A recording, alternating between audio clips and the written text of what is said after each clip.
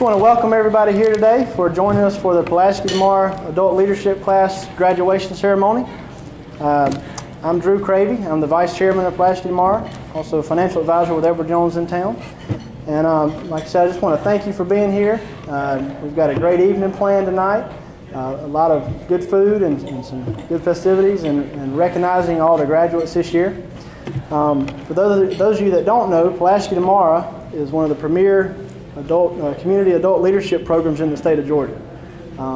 These students this year have worked very hard going through this class, learning some great leadership skills that we hope they'll come back and apply in the community, whether it's Hawkinsville or another one, in the community, in their jobs, in their lives at home. Use these skills that they've learned to better themselves and their community. And like I said, several of us here have been through it. We've got this year's class. I myself was in the inaugural class in 2010 as a student, and since then I've been a facilitator each year. Enjoy every minute of it, volunteering the time to help build leadership in this community. Before we move on, I want to thank certain people for their continued support and for being here tonight. I want to thank our local elected officials, our Archway Executive Committee, the Pulaski Tomorrow Board of Directors, the past Pulaski Tomorrow graduates who volunteer their time to support the ongoing efforts of Pulaski Tomorrow and who facilitate the classes and participate in the community projects. I also want to thank this year's class participants, along with their friends and family, who support them in their efforts here. So at this time, I'd like to introduce Mance Jennings.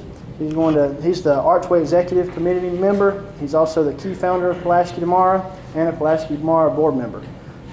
He's going to introduce our guest speaker tonight.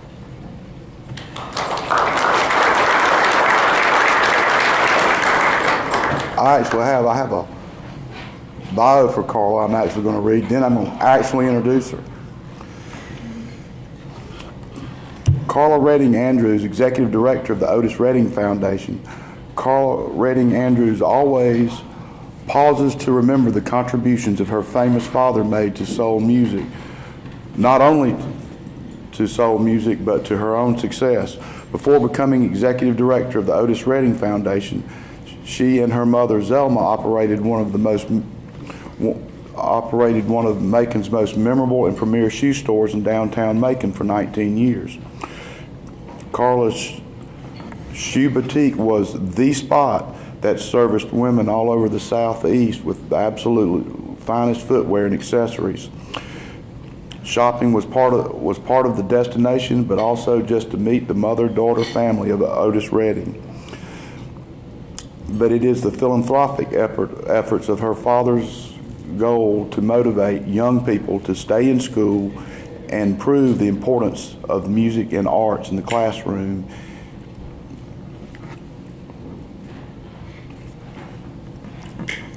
And that is the concentration of her efforts today. Day to day, she's directly involved in the music and education efforts in the community. The foundation provides music education opportunities for young people aged 12 to 17. The Otis Redding Center for Creative Arts, located next to the foundation office, provides music lessons after school and every weekend. In addition, the annual Otis Music Camp, now in its 9th year, is a 2-week project that has produced a number of successful graduates. Karla Redding-Andrews earned a BA from Georgia Southern University in 1985, where she remains an active alum and serves on the Board of Alumni. She is the Vice Chair of the Georgia Music Foundation Board, which operates to market and support the continued importance of Georgia music and its legendary musicians under the direction of the Governor of the state of Georgia, Nathan Deal. Karla is also on the Georgia Film, Music, and Digital Entertainment Advisory Commission appointed by Governor Deal. She serves on the Robert McDuffie Center for Strings Board of Visitors, which supports the foundation.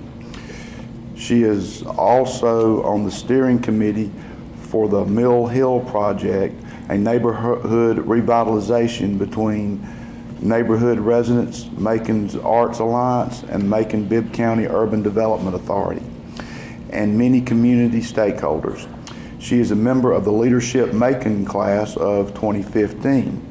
Redding-Andrews is also the founder of the Otis Music Camp, now in its 9th year. Redding-Andrews and husband Timothy, married 29 years, have 2 sons, Justin and Jared. And all of that's true. I first, not noticed, but grabbed extra attention with Karla when we were sitting in a room of, should I say, well-established personalities. And I noticed Karla in her leadership thing, that even when we were kind of dealing with, you know, sensitive details and stuff like that, she always put us back on looking at the big picture. That every decision we made was based on why we were all there. And so I knew that this was a lady I could learn from. Later on in another meeting, well, we know sometimes I have a propensity for frankness, and one of these collaborative things were coming up where we could kind of see the shift that, yeah, we can do this part for you and help you pull this off, and all of a sudden, but it was rolling all back onto us. And I'm sitting here trying to think before you say something, think before you say something. And then I hear Karla, well, if we do this, what's in it for us? And so to this day, I do not know how Karla picked those words out of my mind from across the table, but she did. She and her family are a lovely, fun bunch to be around. She is the commensurate Southern lady, and I would like to introduce my psychic twin, Karla Redding-Andrews.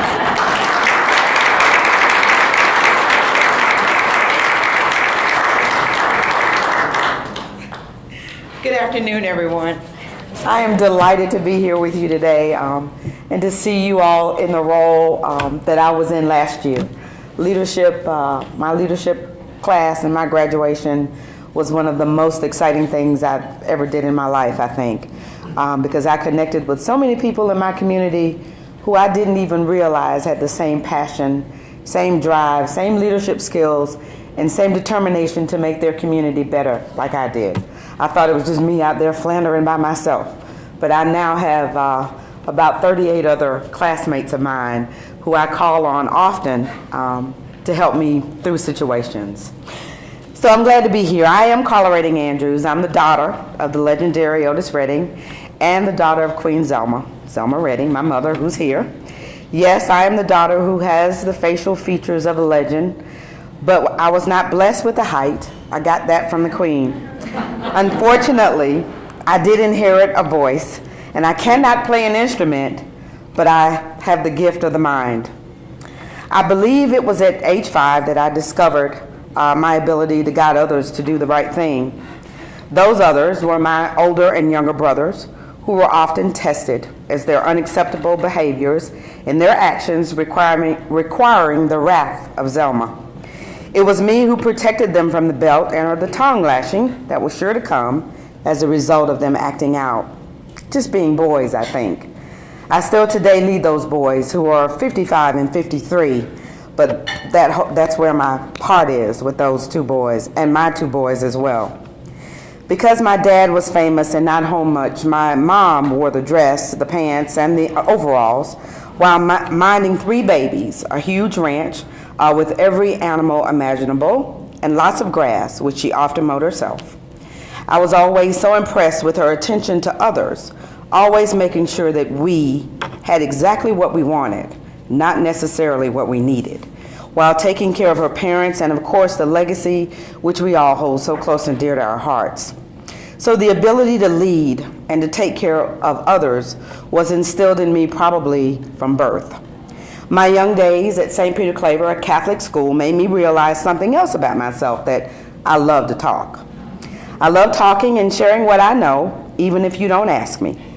I spent my days, and I think Mance knows that, I spent my days in the principal's office, speaking when not spoken to.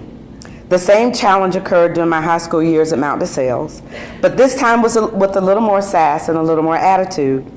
Yes, I challenged my uniform dress code, and of course I refused to wear flats because I only wear wedges.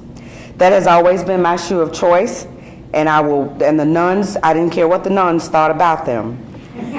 My days at Georgia Southern gave me super confidence. I could almost talk as much as I wanted to. I dressed like I was going to a Wall Street office while going to class, and most importantly, no one knew that I was the daughter of Otis Redding. It wasn't until my junior year that this became evident. My brothers had started their recording career. I just wanted to go to school and do what my dad wanted me to do, was to make sure and go to college. They had a string of top 10 hits, and finally it was revealed that I was Otis Redding's daughter. I felt so fortunate about my life and my education and had my path set out for me, and I knew that someday I'd be able to lead. I clearly had no desire to enter the world of the entertainment business, but again, it engulfed me. My mother and I started our shoe store after I moved back here to Macon in 1999 after the birth of my son. 88. After the birth of my son, we moved back in 89. And I knew then that I wanted to make a difference in my community. So I connected with the Chamber of Commerce to see how I could make a difference with that industry. But all of a sudden I felt that there was something missing. And the one thing that was missing was one of the most exquisite shoe stores that a lady could walk into. So I convinced my mother to please, let's open this fine shoe store, which lasted for a total of 19 years.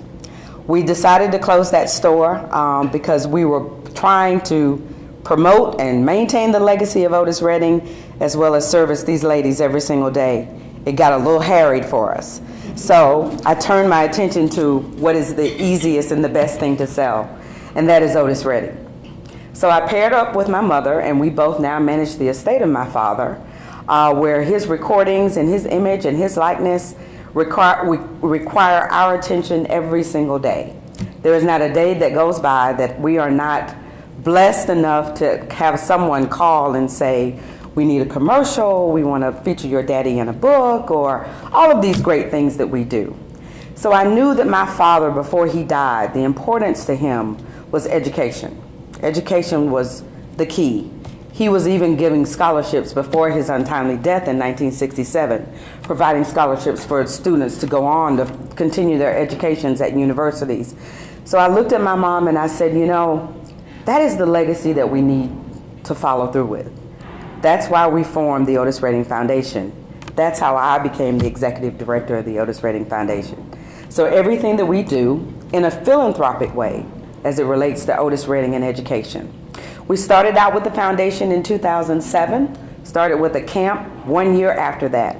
We're in, as Manson said, we're in our 9th year of our camp, where we service 75 young kids, age 13 to 17, with 35 coaches from all facets of the music industry, who come in and teach these kids what it is to be a singer, a songwriter, and an entertainer. They learn everything it is, copywriting, trademarking, everything there is to learn about the music business, and we're in our 9th year. We have received the support of Mercer University, all of the organizations around town who say, this is where we need to be. Macon was built on a rich musical heritage. So you're doing it right. How can we help you? My thought was, help me start a music and integrated charter school where the academic curriculum every single day in every single class is accredited to music and the arts. So on Monday, May 16th, 15th, we will be putting our charter application into the state, to the State Charter Commission, to see if we can fulfill our dream of having the Dream Academy, which will be a music and integrated charter school here in Macon, Georgia. The other things that we do through the foundation, which holds near and dear to our hearts, is we provide scholarships to individuals who can't help themselves, and every one of us need help sometimes. Our biggest success story is a young orchestra conductor by the name of Roderick Cox, who is an African-American orchestra conductor now living in Minnesota as the orchestra conductor there. We supported him through all of his training, from undergraduate studies to graduate studies to postgraduate studies, and now he has that success behind him. He never lets us forget that he appreciates our leadership skills to tell him, Roderick, you can do this. There is nothing that can stop you. If you want to become an orchestra conductor, you can. And I think that's what leadership and leaders do in a community. You grasp on to a group of individuals who feel that they can't make it, they can't do it, they can't achieve. But all of us can do anything that we set our minds to do. We just need a little bit of guidance. And I think each of you tonight, I applaud you for what you went through, because I know how much dedication and commitment it takes to be a part of a leadership class, but it's so well worth it. And in the end, you will have some of those same young people coming to you saying, how can I become a leader in my community? How can I make this community better for my kids coming along? And I applaud you. I appreciate your having me here this evening. Stay motivated, stay positive. There's nothing that you can't do. And with God's help and motivation, we can get it done. Thank you all so much.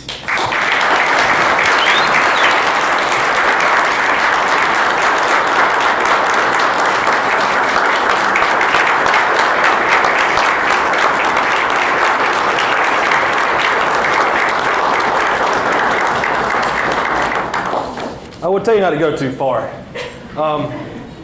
Ms. Karla, I would like to say thank you for coming to speak to us. And traditionally, our gift has been a gift basket from M&T, and I understand that you went there today. I didn't make it. You didn't make it? Late, no. Well, then we didn't get you a gift. I'm sorry. Oh, darn. I would have took that because we wanted to go. Well, I would like to say on behalf of Pulaski tomorrow, the board of directors, the executive committee, and all past alumni, we would like to present this donation to the Otis Redding Foundation. Oh, thank you so much. And as a gift from us to you, and as a thank you for coming to speak to us this evening. So thank you very much. I appreciate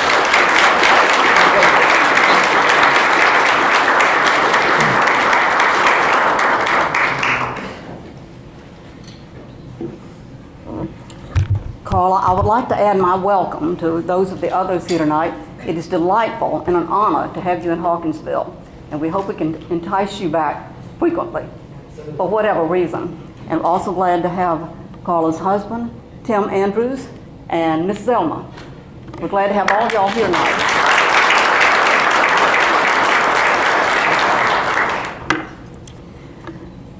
At a time when the schools and the teachers in our country are having a very difficult time sometimes with education, it is wonderful to have this refreshing new dream school that you are setting up. It's the lead in what may come to be, and we certainly all hope that that will happen. It's a wonderful way of honoring your father. Many of you here tonight know that my late husband, Mansfield Jennings Jr., was extremely involved in education. He truly believed in it, and he worked very hard, especially to help with the leadership of the University System of Georgia for many years. He would applaud everything that you said tonight and everything that you're doing. You're bringing not only leadership, but a dream. So therefore, it is my pleasure to present to you tonight a gift from the Mansfield Jennings Foundation to the Otis Redding Foundation and the Dream School. Now, I use the word present loosely. We forgot the check.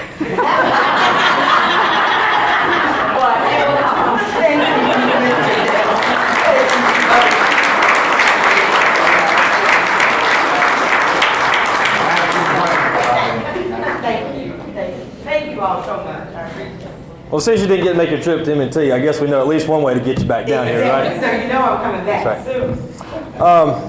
I'd like to have Mr. Robert Herman at this time come up and bless our food that we're about to partake in. And once he gets done with that, we'll let our head table go through the line first over here to the right and just circle back around, and then we'll just kind of go around the room and fix your plates, and we'll continue tonight's ceremony. So. Thank you. May we pray. Father God, I thank you, Lord, for this moment right now, a moment of praise, of ceremony, God, a moment of time of challenge from Miss Karla, a time of rejoicing from the Otis Redding Foundation and what it means in so many people's lives and how they touch their lives.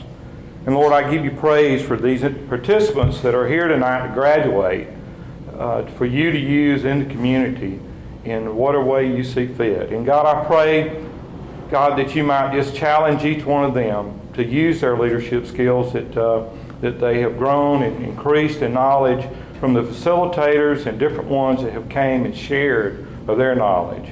And God, I just thank you for Pulaski tomorrow and what it means in my life and our community's life. Father, I thank you for the behind-the-scenes people that so many times we overlook. I thank you for this facility that you've given us to hold this ceremony. And God, I thank you for your love most of all. And I pray, God, for blessing upon this food. I pray it be nourishing our body that we might be of service to you. And God, I thank you for always being good all the time. In your name, amen. Really would like to move into the graduation part of this evening, kind of really the reason that we're all here. And I just want to say a couple of things real quick. To the graduates, family members, and friends, congratulations. To the graduates, congratulations on completing this program and going through it from day one through, from the unknown to what y'all are doing to completing all these courses, coming up with a class goal, coming up with something you want to achieve and something you want to do to better the community. Friends and family and anybody else that's here for support, thank you for being here and congratulations. I encourage you to motivate and push the graduates tonight as much as they're going to push themselves to accomplish whatever it is they want to accomplish in both their professional and personal lives. So I'm just thankful that everybody could be here tonight for this. Tonight is not really an ending but a beginning. It's a cliche thing to say at a graduation ceremony, I know. However, it's never been more true than for this ceremony, in my opinion, and this program. You've been equipped with a set of tools that will allow you to become as much as you want to be in this community, and I am truly proud to present the awards to you guys tonight. So thank you for being here again, and congratulations for that. I challenge you to not look at this day as something you accomplished, but rather as a day that this can be the catalyst for you to become the leader in this community that you know you can be, that you want to be, that somebody else may have already said that you could be. You've had employers, different people investing in you to put you into this program, and they see something in you that says you can go out and be something greater than what you already are. I feel like, I know personally from the other people that I've talked to, you start out in this program, and by the end of it, it's a complete different outlook on how things work. Involvement in the community, involvement in how you conduct your personal lives, your professional lives, and this should shape and help mold you in all those areas. You've also learned that you have unique gifts and traits, such as the learning practice guide, your communication guides. You've learned that everybody works a little different, so I would ask you to harness those things that you've learned about yourself, utilize them to fulfill your vast potential that I know you all have, and I got to witness firsthand on many different occasions. Thomas Aquinas, and this is the part that Robert will like because he's Mr. Quote Man, Thomas Aquinas said, "If the highest aim of a captain were to preserve his ship, he would keep it in the port forever." Well, to accomplish your goals, sometimes you're going to run into some obstacles or challenges that you have to overcome. Utilize the things that you guys have learned over the past few months to overcome those challenges, to break through, accomplish the goal that you have set forth, both as an individual and as a class. I have no doubt that you can do that. I encourage you to not stay in your port. Go out, explore the ocean, sail back in, come visit us, come back, reinvest in this program, and tell us a good story. So before we start doing the presentation for awards, I just want to say congratulations to everybody.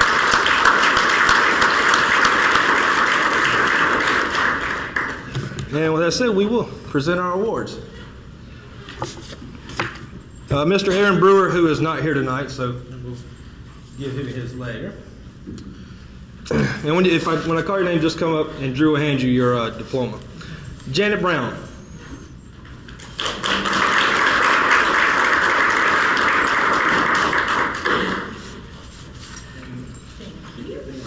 All right, Kim Brown, and she is not here tonight. I think she's on a work trip. Miss Laura DePietro.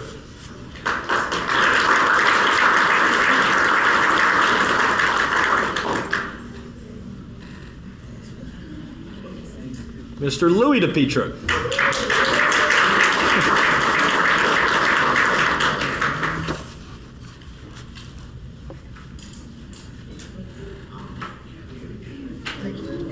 And mine, David. Mr. Tony Head.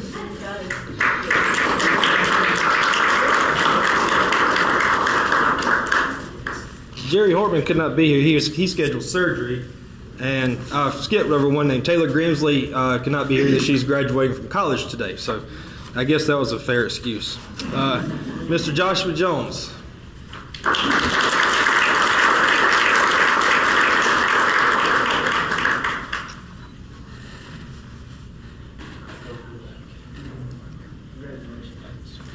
Miss Diane Lester.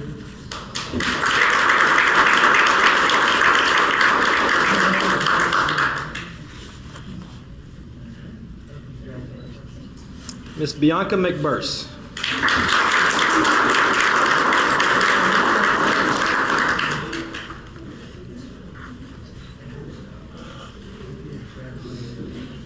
Tiffany McDaniel could not be here tonight either. She's a graduate. She's on her honeymoon.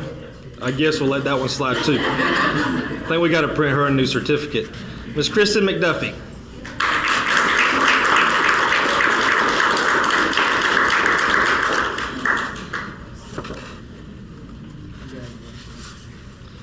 Keith Myers is a graduate. He cannot be here. He's on a cruise. I think he's out of the country, so we'll ship his to him. Miss Alexis Pitts.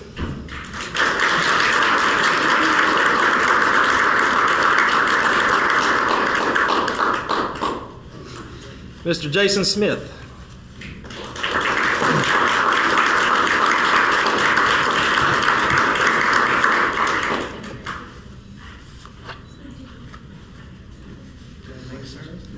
Miss Brandy Talton.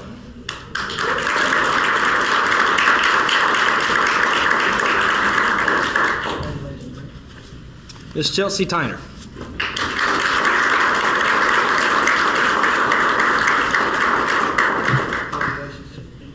And Mr. Russ Rhodes could not be here, but he was a graduate. He was actually a participant of last year's leadership class. He came back and finished the courses that he had missed the previous year, so he is a graduate as well.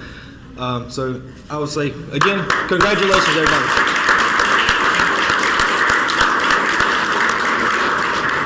And one thing I would like to reiterate on what Miss Karla said earlier. She said she had a team of 38 in her leadership class. You've got a team of 20 in this class, but you've also got a team of over 100 graduates and alumni from this program that you can lean on, call on for help, say you got an idea of something that you want to see change in this community. For the betterment of this community. It's not just you. You have a whole team at your disposal, so I encourage you to use that as much as you would like to. And this time, I would like to bring Mr. Jeff Tarver up.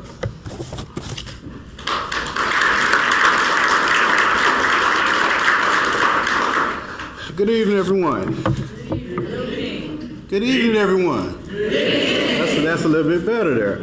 I'm a teacher, so I have to get everybody going before I speak, but I have my name is Jeff Tarver, and I am an alumnus of the Pulaski Tomorrow program, and I also sit on the board of directors, and I have the honor and privilege of recognizing 3 individuals who have graduated from this program. To tell you a little bit about the Charles Johnson Foundation, most of you all know Charles Johnson, born and raised here in Hawkinsville. He's currently a defensive end for the Carolina Panthers, and he does a lot in the community. He's actually going to be hosting a Charles Johnson Foundation Community Weekend in June. So we have people from all over South Georgia to come out and do basketball and STEM and cheerleading, the whole 9 yards. The past few years, Charles has actually sponsored a couple of individuals to come and participate in Pulaski Tomorrow. So my job here tonight is to recognize those 3 individuals who received the Charles Johnson Scholarship and to congratulate them and wish them well going forward. Before I bring you guys up, I really cannot express this enough. I know Jason expressed it, Karla expressed it as well. This is just the beginning. Just to give you my own personal testimony, I'm originally from Decatur, Georgia, and I started this Pulaski Tomorrow. I was here as a juvenile probation officer, and I was asking guys like, I want to do more. I know I can only do so much from 8 to 5. I just need a platform. That's it. I don't have a lot of money to put into anything, but if you just give me a platform, I can push it from there. And I was actually joking with Lee Slade the other day. We're in St. Simons Island for Derek Watford's wedding. And he said, I said, Lee, you remember when you came to my office that one day and said, hey, I got this leadership program that I want you to participate in. I said, I work for the state, Lee. I don't have any money to be paying for no, you know. He said, don't worry about the money. We'll figure that out later. And since then, I started an organization called Life League. And we incorporate sports and activities with personal development workshops. So a program that started with just someone investing in me in this same leadership organization, 2012 from Pulaski County has grown into Bibb, Bleckley, Houston, Jones, Twiggs, Pulaski, and Peach counties. And that's just in 5 years.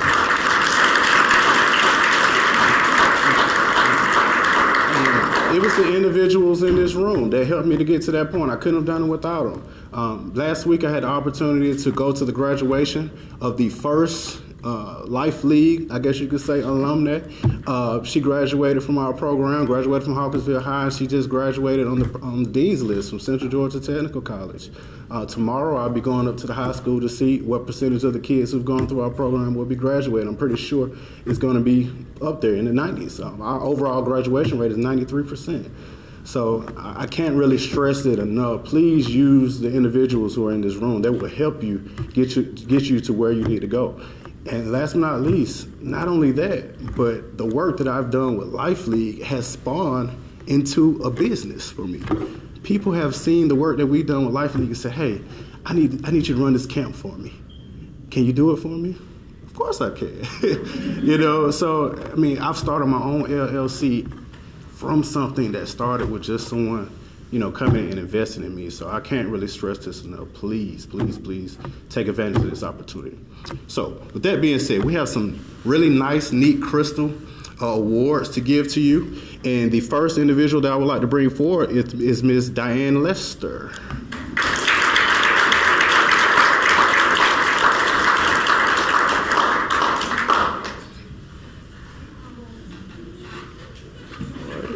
The next young lady I would like to bring forward is Miss Bianca McBurst.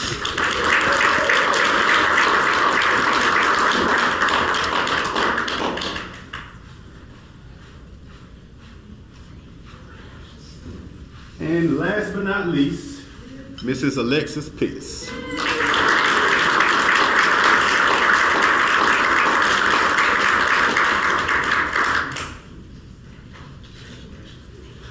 Thank you all, and I look forward to the work that you guys will be doing in the near future. Thank you.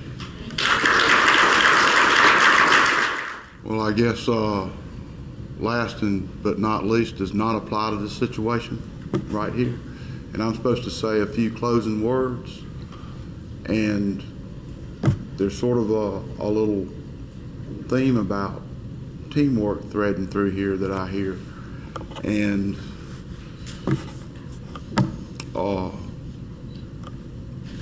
in honor of Otis Redding, whose posthumous release of his most iconic work, Dock of the Bay, showed him to be a leader not just on Billboard's charts, which had a struggle trying to figure out what little cubbyhole they were going to stick him in, but actually captured the attention of all his fellow musicians and artists. Not only the sound, the skill that which he wrote his music with, but that little thread of that personal struggle and sad feeling. Don't let it rob me of what I see out here that's not bad. And that was noted by a lot of other musicians from across, including, I'm sure, Miss Aretha Franklin thanks Otis for respect.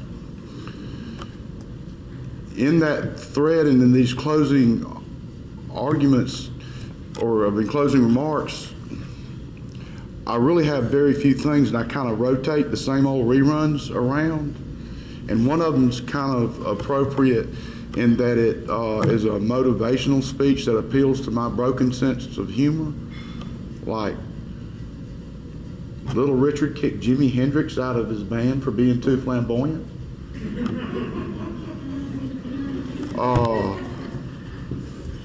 Pulitzer Prize-winning Southern author and literary giant William Faulkner flunked English 101. prolific surrealist artist Salvador Dali was kicked out of art school. And of course, Albert Einstein, whose theory of relativity we've actually confirmed yet again in the last 6 months with gravity waves.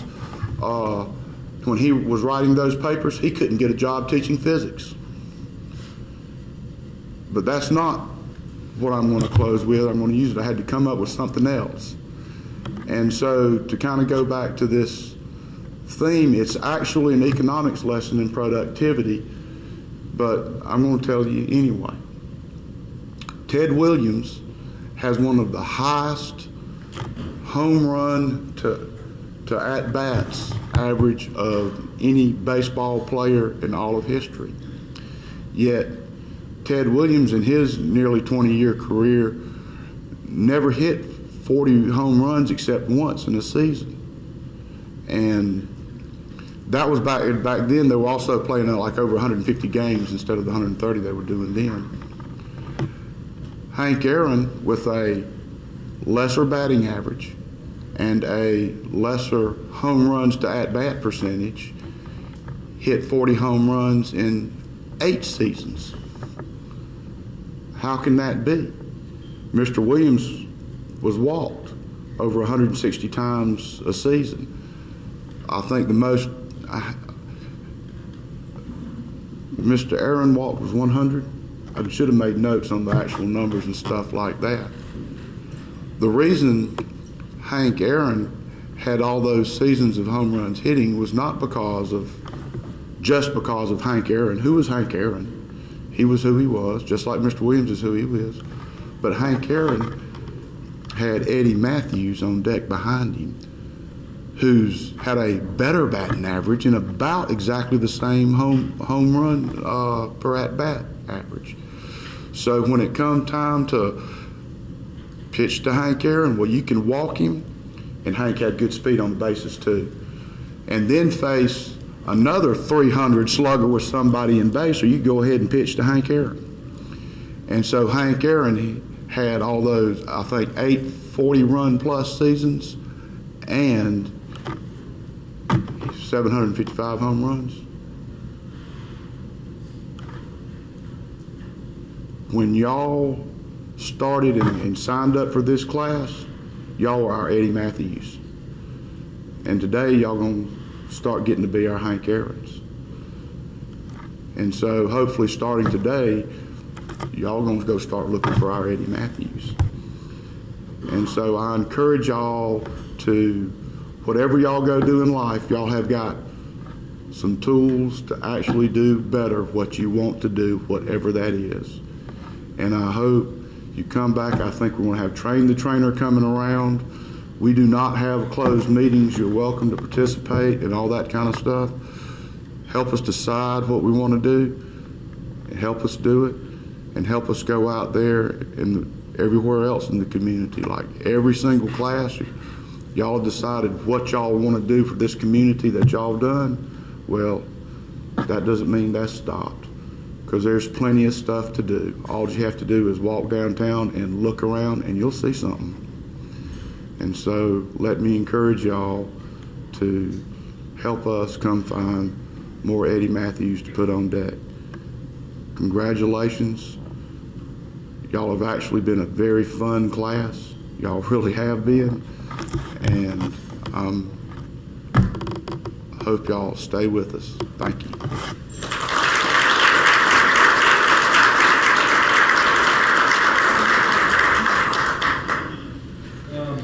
Y'all are free to hang out.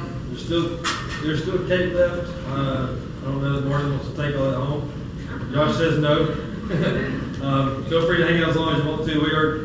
That does close out our ceremony for this evening. Again, I want to thank everybody for coming tonight to support the graduates in this class, and for all of our volunteers, thank you as well.